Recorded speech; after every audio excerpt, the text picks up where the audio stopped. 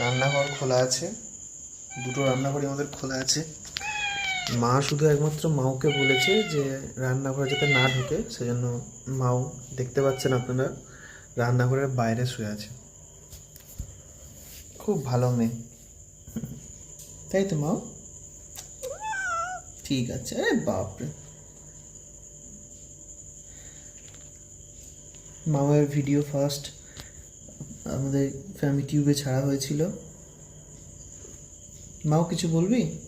নাকটা এখন দাগ হলো কোথা থেকে?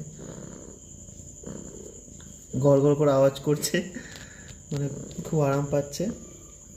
আর কোথায় কাদা মাখলি না মাও?